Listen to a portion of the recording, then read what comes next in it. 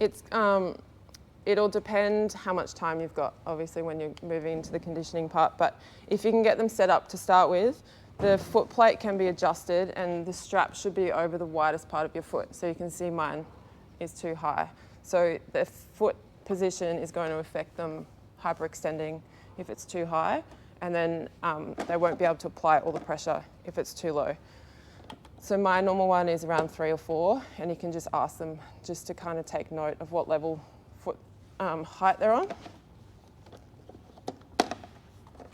And the aim for every stroke is to make sure that you maintain contact with the foot plate.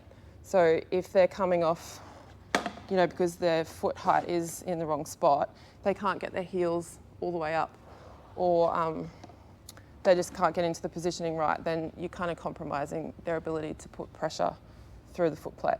So that's the first thing.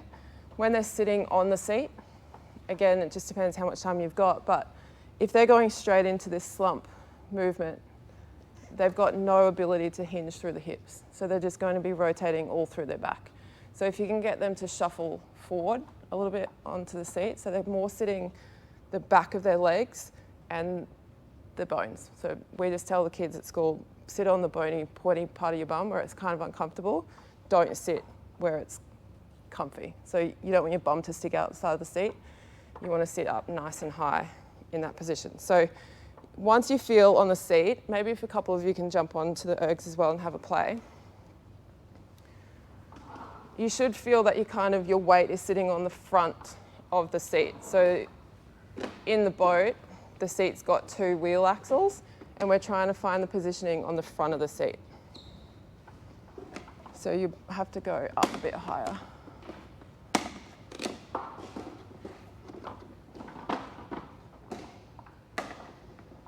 Yeah, so you should be able to get that position on the foot plate.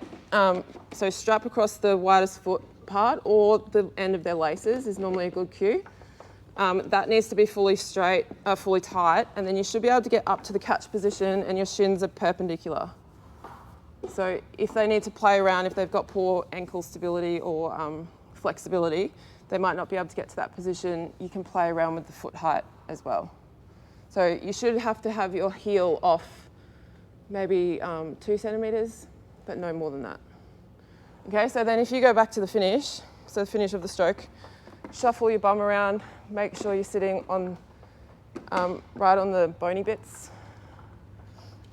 And then you should be able to then feel, if you've got good hamstring flexibility, you should be able to hinge forward that entire position.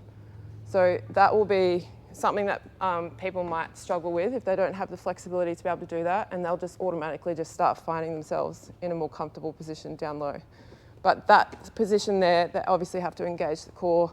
The quads are on and the glutes are switched on to find that strong position. So we'll actually spend the first probably 6 to 8 weeks in this position in the boat, just working through the ability to have complete connection through the foot plate, sitting up nice and tall with the abs, glutes and quads all switched on. So we tell the girls boobs, butts and guts. So stick the chest out, butt squeezed, abs are on. Okay, and then the other setup thing then is just with the fan. So depends on what you're doing. When we're only doing like 15 calories or something like that, yeah, it's fine to crank it up. But if you're trying to do something like 1K, 2K kind of piece, you want to find something that's most relative to the boat. So the easiest way is probably, because they're all different ages of machine, they all have different amounts of dust and crap on the fan wheel. They're not going to be exactly the same. So your level 8 will be different to my level 8. But in the interest of big groups, probably find something that's quite similar. So I think I just wrote these down. So a female should be on 110 and males 130. So if you go menu, more options, and display drag factor.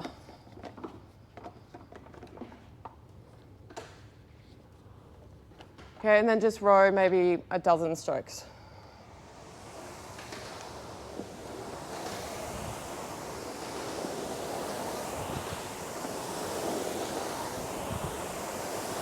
Okay. Have a note of what number your screen is on. And then just adjust the fan to be able to get to that 135 or 110.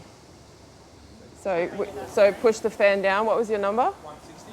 Yeah, so drop it right down to maybe 2.2.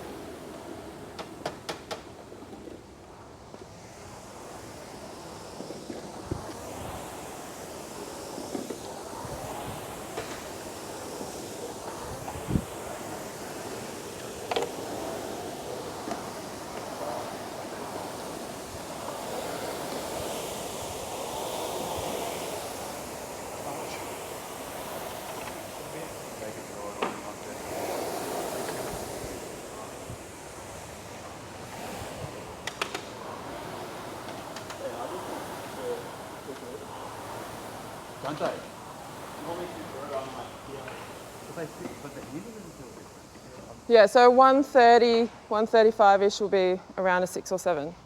And then these ones are about 4 to 5. So our girls do it, they're testing between 3 and 4. So it gives you an idea of how it scales down, and it's based on general size. So that then should be relative to the resistance in a boat, the similar speeds. It's got nothing to do with body weight, height, strokes. No. Basically just sets everyone up on an equal playing field. And if we were doing like a national trials and stuff, they use these exact numbers. So it's just a global protocol that's set, that the drag factor gets set on a set, that number, and then everyone across the world does it. So it doesn't matter how you row, it was sitting at 132. Yeah, so you could go just do easy light strokes, and it's just telling you the amount of drag force that's coming through the fan. It's got nothing to do with how you're actually rowing. Yeah.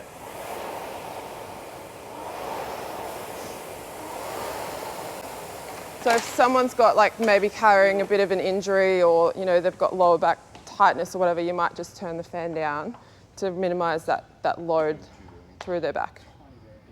Yeah. When you gave it some. Yeah.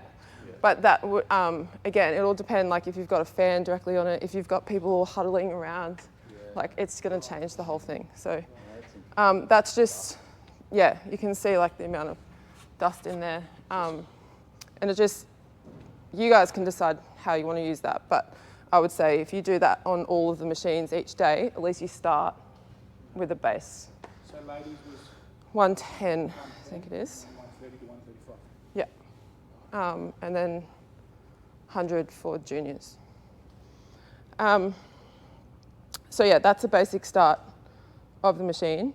You can also decide with the upkeep. Some people like to have the handle up here, because if you constantly have it in the, under the cage, like that's there, but it's stretching the cable all day, every day. So I would just recommend putting that up. And then your maintenance, you should be oiling this every few months. Is that your job? Brent's the bike guy. He should be getting the bike load. Yeah. Yep. Teflon cap. Yeah. Yeah, so you can want to play around. These are nice and clean though, that's good. All right, so when we get on strapping feet in, the basic movement, so if we go straight to technique kind of stuff, I should be able to row with my feet out. So the straps are there just as like a little bit of training wheels.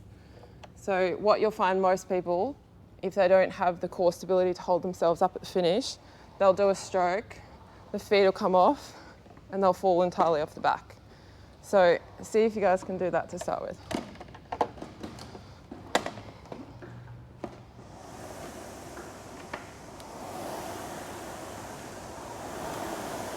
But maintain that body position that we had before at the finish.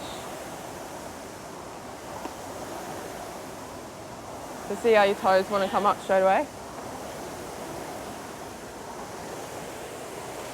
Yeah, so you want to be planting the feet, exact same movement as the deadlift. So thinking about pressing through the foot plate, quads are on the whole time, and then you're bracing the core at the finish to hold onto the stroke. Yeah, good. Okay, now put your feet back in the straps and then just see if you can, how similar pressure, but see how the numbers change on the screen. So we'll do that in the boat as warm-ups as well. And you will find kids. Go out. Yeah. So good.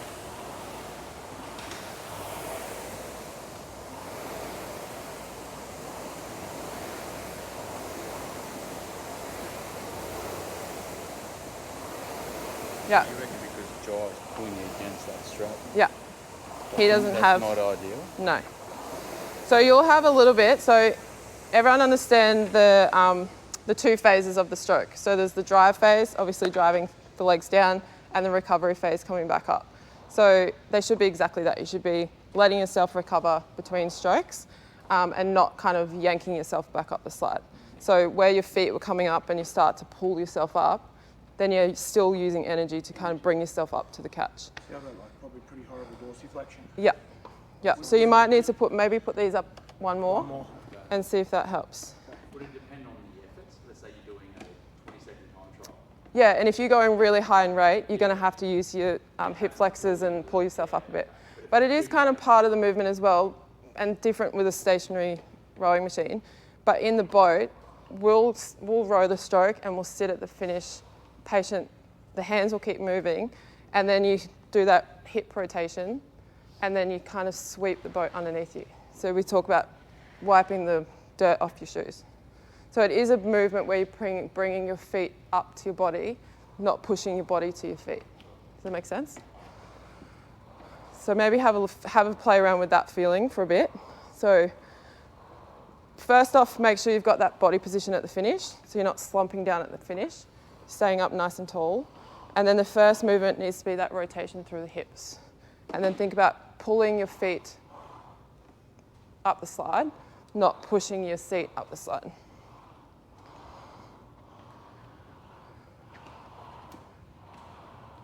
Yeah. Yeah, so yours is going to be harder without shoes, but ideally, yeah, you don't want the toes to come off. Yeah, you guys don't pay him enough, obviously. Fights for shoes. Okay, so sequence, now that you've got the pressure through the feet. So the pressure through the feet, key. I only got told when I was in the Australian team about the importance of the feet pressure. So if you can maintain connection through the foot plate, the entire stroke, and try and press as much as you can, you've got gains well in front of everybody else, okay? Because it's all about stability and connection. So you think as soon as your foot comes off the foot plate in the boat and here, we've got a contact with the hands, contact with the seat and the feet. So we don't want any of them to come disconnected because then we lose pressure with the water. So same here. As soon as you take off the pressure off the feet, you've lost the ability to connect to the fan and to keep it moving, okay? So we'll go back to the finish position and we'll go sequencing. So sitting at the finish in that nice tall position. The handle only needs to be pulled through to the bottom of the rib cage. You'll find, obviously if we're doing like those short, sharp pieces that we were talking before, you might have people come up nice and high, but there's no benefit. So it's not efficient. So pulling through to the rib cage, and you want your elbows, wrists to be flat, so there's a straight line from your knuckle through your wrist out to your elbow. And you're kind of just in that position where your scaps are switched on. You're not squeezing them too much, but you're also not chicken wing too much. So just find a nice comfortable position. From there, arms go out completely straight. And then think about, there's a piece of string from your handle that's going to pull the shoulders over. And then that piece of string is going to be connected to your seat, and that's going to pull up your seat. Okay, so just go, the sequence will be arms away, body's over, and then the handle pulls you up the slide. Okay, go back to the finish and do that again. Arms away, body's over, and then you should feel a nice long length through your hammies and then pull yourself up. So you need to complete each phase of the sequence before you start the next. So be quite robotic with it to start with.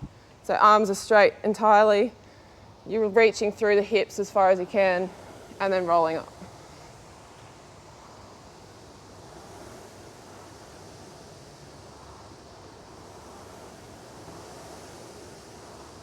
Yeah, and just so don't try and push it away too much because that's just going to throw the handle away.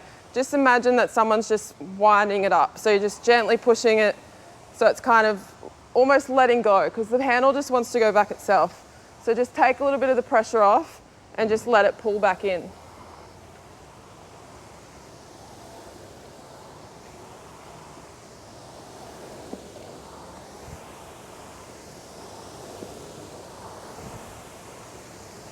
Yeah, good. So now just stop just at your hands weight body position. Okay, so our cue to see if they've got their body positioning right in the recovery is that the hands should be at their socks. So if they've got the right, like obviously if they're not flexible, you can get them to slightly pop the knees just so they're not putting too much pressure on their hammies. But you should be getting to that position before you move up the slide. And you can see, once I get into that position, that's my catch position that I'm doing up there. So what about like if you're not flexible, just wearing longer socks? Yeah. Yeah. Yeah, just get them to go to where they feel comfortable. So, but you want to be somewhere along the shins. You can't be back. You see people all the time pushing the handles away and then going this roller coaster over the knees. So that's where they just haven't finished the stroke off before they've started the next one. So make sure that first movement though, the shoulders are staying back. They're not pushing forward, they're getting pulled forward by the handle. Yeah. Yeah, good. So hands away, that pulls the upper body over. And then just roll in. Let the handle pull you up to the catch. Don't push it, just let it pull you up. Good, so remember recovery, we don't want to be doing any work as we move up the slide.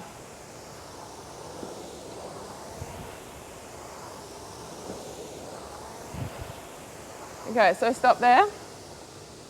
So now we've all found our perfect catch position. We should still be sitting on the pointy part of our bum so we're nice and tall. We're coming up to the catch, our shin needs to be perpendicular. So I can just make it there. Old age, I guess. But you'll find once you start rowing, you actually go a little bit further. Women go 2 degrees further at the catch than men. So if you've seen guys that are struggling to get there, that's normal to be able to get into that position. So we've worked off the finish, we've found our catch position, and then all we have to do is just roll in and legs go down. So you see how my body's not moving at all. So from the half slide of the recovery, so here, my body's not changing. Okay, so practice that movement off the catch.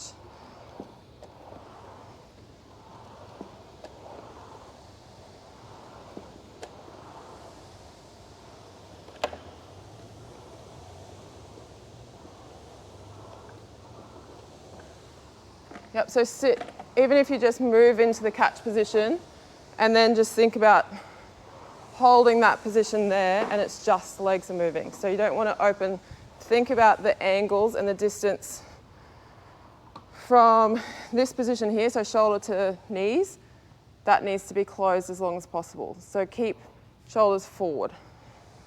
Yeah, better. Yeah. So just think about, again, you're hanging off the handle. You're not trying to pull it, you're pushing the legs. It's a push movement, not a pull. So just release some of the tension and then go thumbs underneath. Thumbs underneath. Yeah, better. So try and come forward again. And then in that position there, move forward a little bit through your upper body. So, yeah. So see how that's like that far? Now push the legs down without that changing. Yeah, exactly. So we're doing the same with deadlift. Because as soon as you open the deadlift, you've done the first part of the rowing stroke in the wrong sequence. Exactly. But try and keep the pressure on the feet again. Yeah.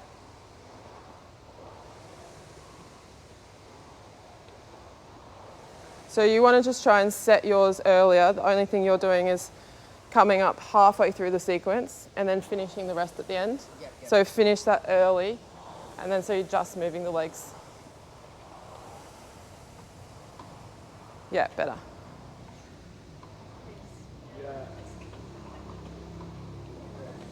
So imagine, so off the start of the stroke, imagine I'm always, hold on to that. I'm going to be pulling against you, so you're going to push away from me. Exactly. So then see, the only time then you can open the body is after I've let go. So push away from me, then open the body. Yep. So push all the way down. Yep.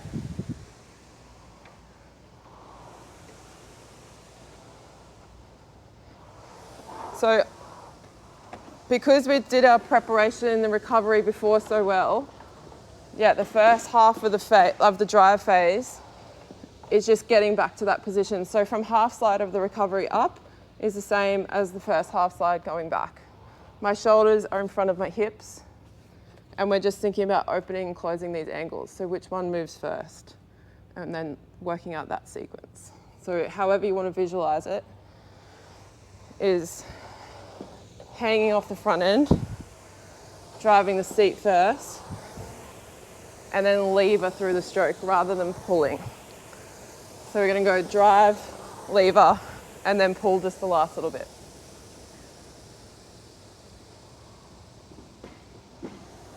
Maybe try and just shuffle a little bit forward so you're sitting up. Yeah, that's it.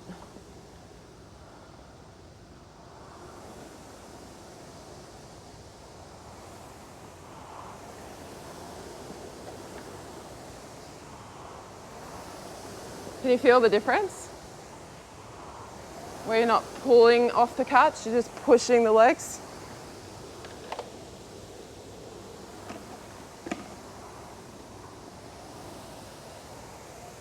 So just go arms out straight. So sequence on the recoveries, arms, bodies, then legs. So you're just going bodies first.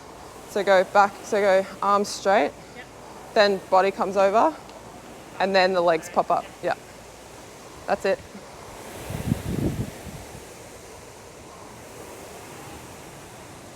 So you just got to get that arms away. So you're pushing the shoulders forward before the arms are completely out. So get the arms all the way out and that pulls you over.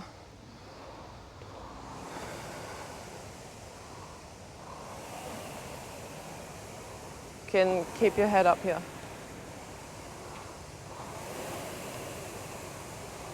Yeah, so just the sequence is much better. And then another cue for everyone, see this box here? You can put a piece of tape over there and it will never go below that line. So because we're driving through the drive phase, and then we tap down slightly and you should be able to keep it there. So you notice like when you were doing yours, you're diving down to the feet and then coming up. So your handles, like your chain's kind of rolling along there. Yeah, so you're wasting energy to move down and then back up. that's one of the most common faults. Is the dive. Yeah. Is that because they think they've got to get the ore out of the water? I think it's because they want to feel the load. So they're coming in, they want to feel the big connection and then yank it off the front. So they're trying to pull the body open off the front end. Yeah, so it gets a big effect. You can see them moving dramatically. Yeah. Yeah. Yeah. So another, so if you go... They're maybe trying to preload. Yeah. Trying to preload the movement. Like if I do that, I can... And I think it's, I did write this down, I think it's 40, they just put it up on this rowing science thing. So 43% legs, 33% trunk, and the rest is arms. So you need to have the big legs first. I really find that cue with like the chain pulling in. Yeah. And that helps with that scooping the feet along the bottom of the boat. Yeah. Like that makes perfect sense. Yeah. Just be like, oh, that's just recovering. Yeah. You actually, it almost forces you into like using those heels. Yeah. And you, like, if you let go, the handle's going to come straight back to this position, so you don't need to push it in. Yeah. And it's the same in the boat. The boat's designed that you can sit at the catch and always just drop into the water. Yeah. Perfect height. So you don't need to roll it into the water, you just let it guide you. Yeah. So change your screen to that one, the graph one, the fish game. I wasn't listening, so I was too focused on the fish. One of the juniors come up to me and just like, I want a fish game. That's what one of the kids came up to me the other day. They're like, "Can we play a fish game?" Like, no. Where are you finding it? How do you know about it? Okay, so jump on and do your normal rowing from pre-today. And have a look at the graph.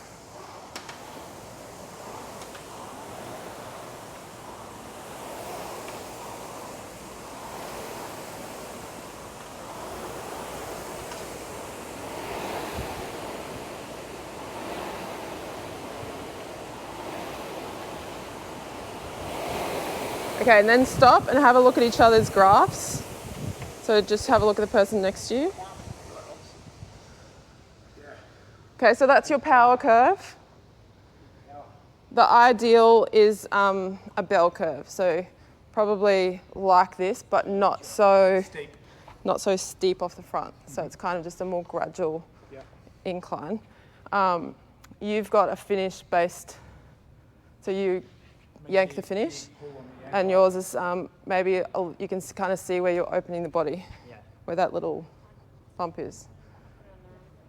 And then yours is a good curve, but a little bit too long. So we need your power to be higher and a little bit shorter, but the shape is good. Okay, now try and row with your change in technique. So practice the sequence, start it off the finish with arms, bodies, legs.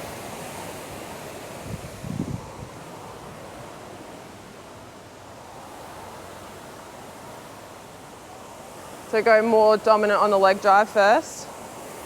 Yeah, see that how it peaked up a bit and then that's much better. So just let the arms go lead off the finish again. Yeah. Okay, stop there. Feel the difference?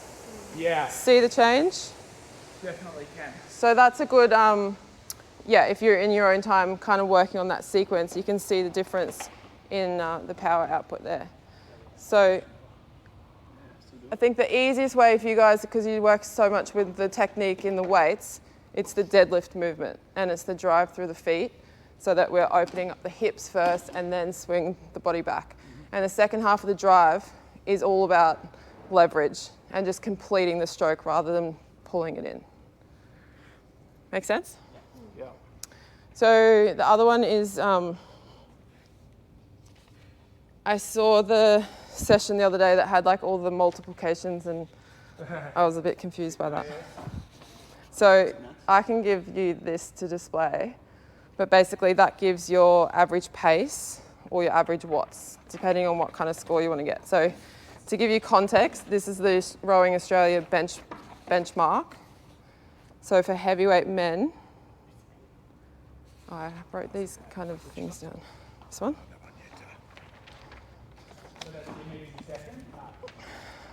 That'll be based on, so if we're doing a 1K, say, or your average pace.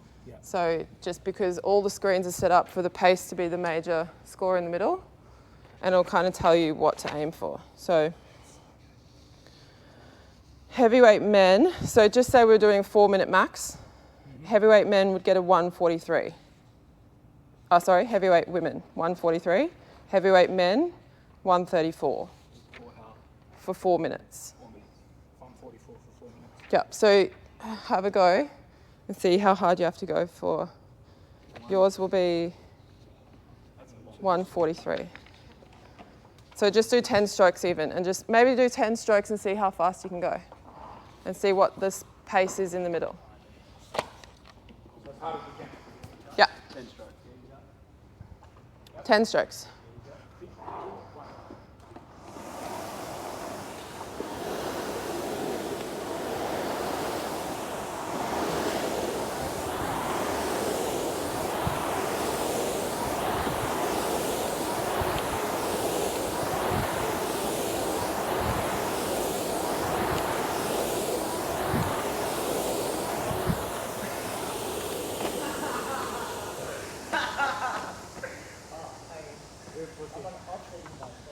Did you get competitive? So look how high the graphs all are now. Yeah. So what do we say, 134? Yeah, 134 is your goal to do for 4 minutes if you want to make the Australian team. What about just Queensland? So I would then base those scores though.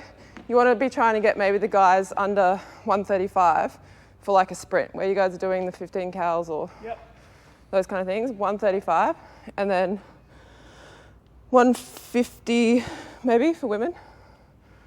That gives you a bit more of an idea. And then if you're doing fitness testing, that you can then use that graph to say, okay, well if I pulled What was women's 4 minute? 150? 150.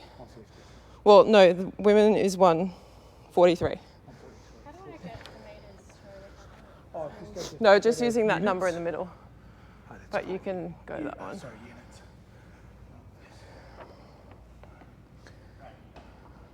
So for a 2K, 134 would be a 6:16. World record 6 minutes. Yeah.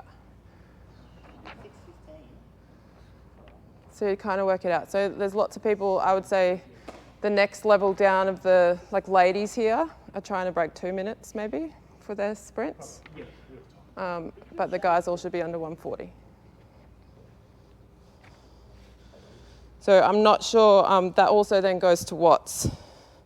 If you want to work in, it depends. Some people are more inclined to want to drop their number, then you keep it on pace. If they want to go higher, put it on watts.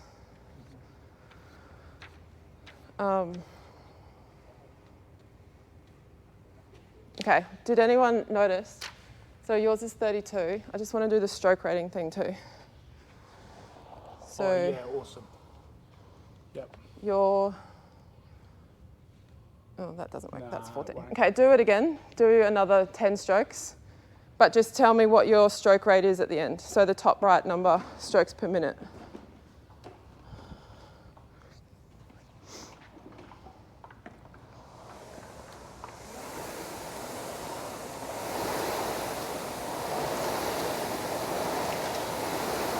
To see how the tech changes and start going over the knees as soon as the rating comes up. Did you see, particularly Jake? Yeah. Okay, so just check those numbers, 33, 30, 41, 29. So they're your ratings. Can we try that again though, with maintaining the technique? So nearly all of you got to the finish and just push your legs straight back up again. And then we got the roller coaster of the hands over the knees. So drop the rating a fraction if you need to. Take some time at the finish to actually finish the stroke off. Yeah. Really squeeze the finish of it. I do notice as well when you're rushing, the first thing you do is break at the knee Yeah. before the body's back in. And if everyone around you is doing it, that's the first thing you're going to do too, because you're like, I've got to race up for that. Yeah. So you don't need to go much over 30.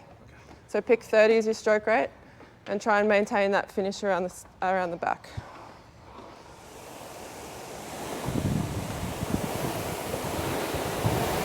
Yeah, much better. Remember the hands to socks. Hands to socks.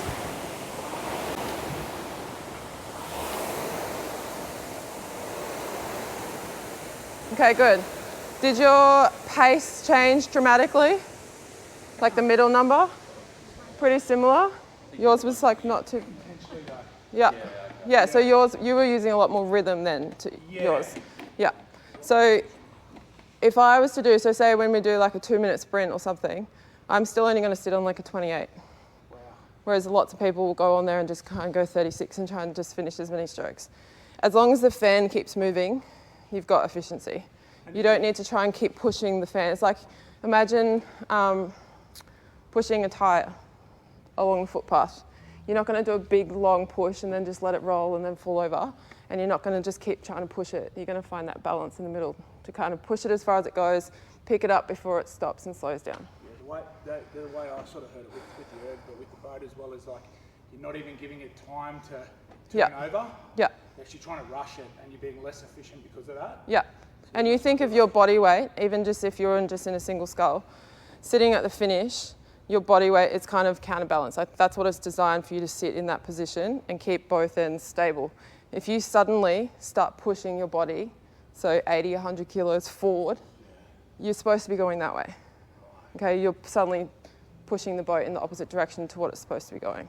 So similar movement here. You've just got to look after the work that you've already done, squeeze it out, milk out as much drive as you can, and then just let yourself flow up to the catch. So do the same thing again, 28 to 30. Don't need to go flat out, just try and find a 70 to 80%, thinking about how I can do it most efficiently. I have a question. Yeah. How do you lean forward or back? At the finish, just to wherever you can hold yourself up stable. So if people are only going upright, then that's enough. But you should be just... So you don't have to lean right back. No, you'll see a lot of CrossFitters go right back and up, but they're just trying to get as far of the stroke as possible. Yeah, okay. But you only should be working within your means. Yeah. That would allow that wheel to spin. You did lean back Yeah. and then get a little recovery. Yeah. But you're using so much core to try and turn it on. Like, whereas if you just sit up and still, because a lot of people will switch off. If they go in that position, they can't hold their quads on then either. So all the big muscles are disengaged while you're still then trying to pull yourself back over to a proper position. That'd be causing more injuries. Yes, because then they're rolling through the spine rather than through the Trying to hips. pinpoint with the back injuries that we get is, are they not creating tension at the catch? I'd say the first big one is, The hips are shooting first. no, they're opening their body first. So they're pulling off the catch, not pushing as the first one, because they want to feel like they're working really hard. Yeah. And then the other one is just that position where, you know how we're slumped at the finish before? Yeah. Probably what the big one I notice with people is they go shoot their hips back Yeah. and then lever the, right, instead Yeah. of that drive with the legs, they're actually going boom. Yeah. And they'll also come up the slide. So if you tuck your bum underneath, trying to get your bum to your heels, Yeah. they'll try and do that too, thinking that that's getting them to Getting more, more and, length. but it even might be like The that, body's, yeah, kind of like a, yeah. That's probably Yeah. the one that I notice a lot at the moment is, they're tucked, but then they stay tucked. Yeah. They can never get out of the tuck, Yeah. and they're just in this permanent lean. Yeah. So that's where you need to explain to them that breakdown. So the 44% legs, 30 trunk, 20. So it's sequence of that as well, but also all your biggest muscles, quads, glutes need to be first, then your core, and then your tiny biceps. Yeah. So we do a lot of work on the Swiss ball.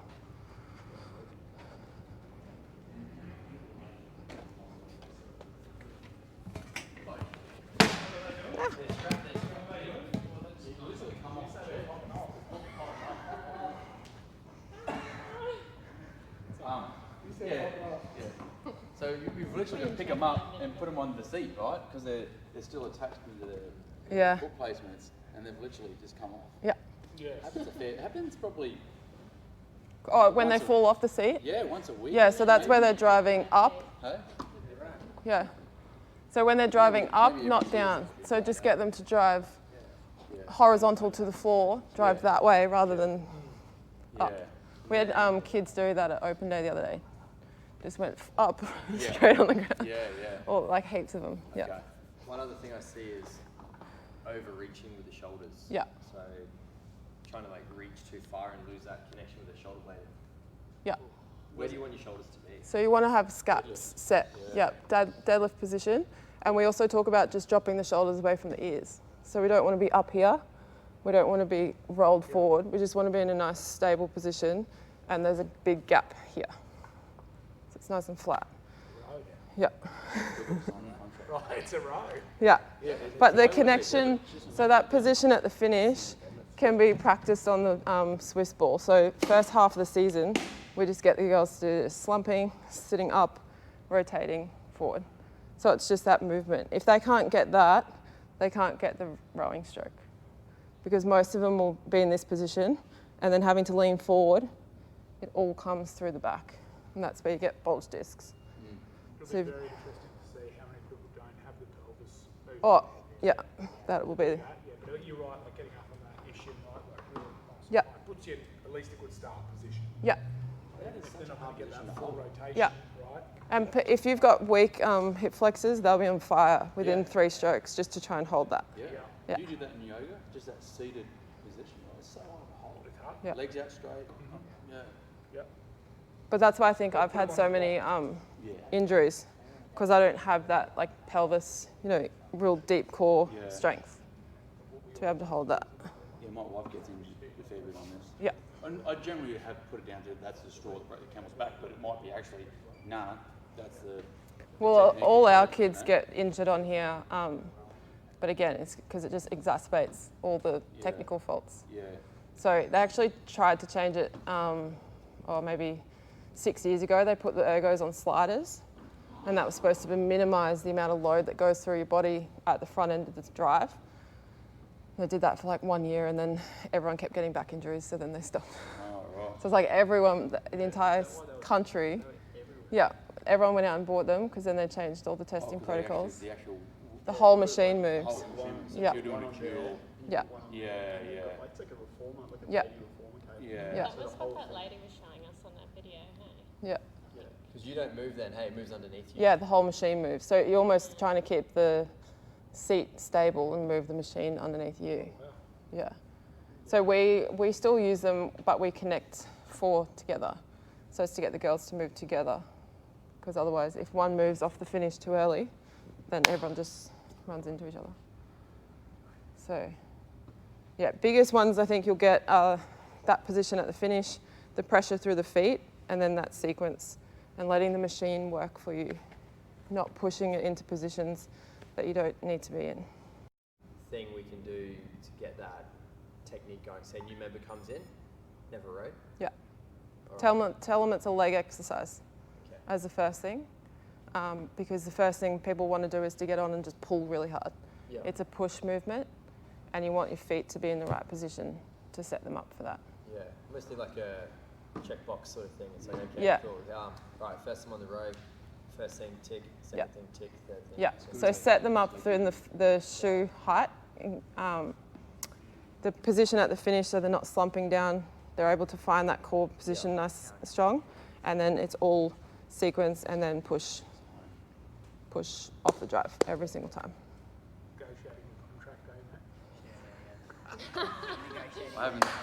I haven't signed yet. He was waiting for this moment. Depends on the outcome of this massage. We can really come to a good arrangement if you ask. Anyway, you're on GoPro, mate.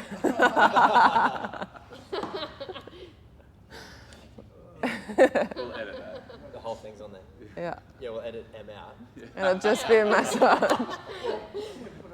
I guess like maybe on the not double days or the not strength con days, we'll just start piecing into the starts of the warm-ups. We put that rowing technique back in. Yeah, even if you add that exercise, if it's not on a ball even, see if they can get into that position on the ground. So if they can't even hold their legs down straight and hinge through that position, Yeah, it's going to be minimal, right? they can't do it. They can't get it. So, quick question, Emma.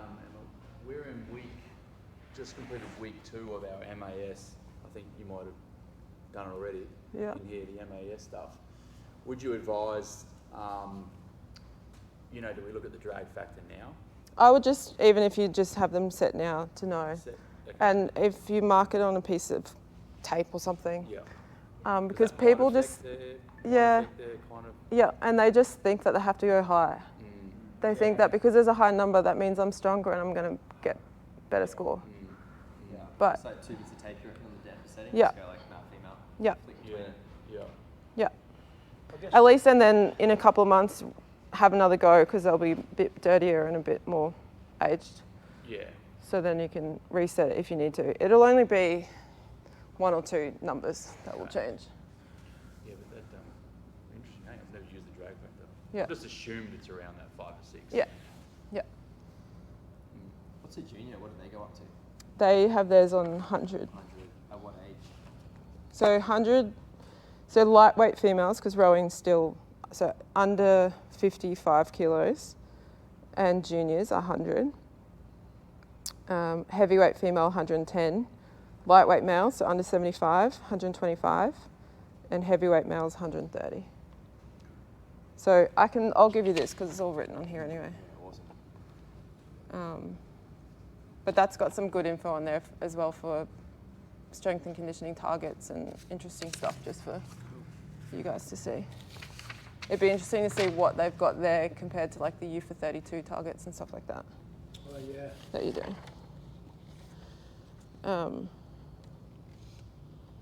Yeah, that's probably all the. But yes, you're right with the chock there as well. Yeah, if they can't this get is a into nice that. way to really Yeah. get that pelvis rotating. Yeah, and it's a cue as well because if you can't balance yourself on the block, it means that you need to shuffle forward and get more on the back of your legs. But you can, like, if I sit there for any more than a couple of minutes, my hip flexes, done. Yeah. Mid-back as But well. if you just go slightly change the angle, feet forward, Yeah. and then pop the knees slightly, you can find that position a lot easier. So in the boat, we can actually change the angle of the shoes as well. So if people have no ankle flexibility, they have a flatter position. So try and do it through the hips, rotating, not just pushing your chest through. Yeah. I think most people's biggest fault would be the Hips or hammies. flopping Yeah. around. Obviously no leg drive, and then pulling hard with their hip flexors on the way. Yeah. Yeah. So even if one of these upcoming erg sessions maybe to do like set a max rating of 30, say, Yeah. and see how much, like if they can actually control the slide then. Yeah. Because that's the other thing is that they just think they have to go on gung-ho and just go as fast as possible Yeah. and hope for the best. But if you actually learn how to do it, you can get the same score by less strokes. Less effort, yeah. And over the distance, you're saving yourself, Yeah. you know, So 5-6 When strokes. you say 30 stroke rate or rating, that's like your stroke. Strokes per minute, yeah, top right number. Hold anything over like 26, 27. Yeah. Like that is Yeah. hurting. Yeah. Go over that.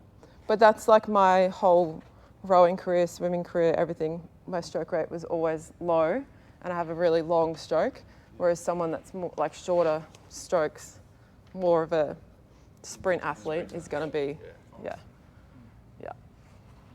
But we used to do tests 30 minutes at rate 20.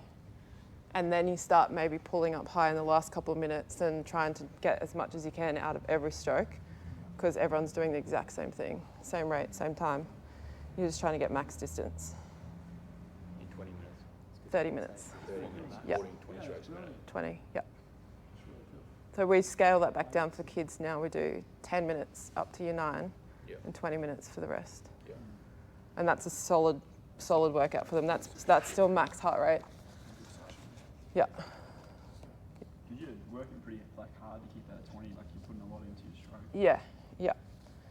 I remember once when I was at the AIS, I hurt my wrist. I think I had ganglion or something.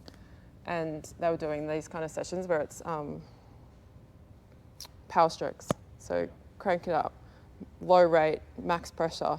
And I obviously couldn't do it on the water or on the ergo. So they made me do it on a 45-degree leg press. I was there for hours. Hours.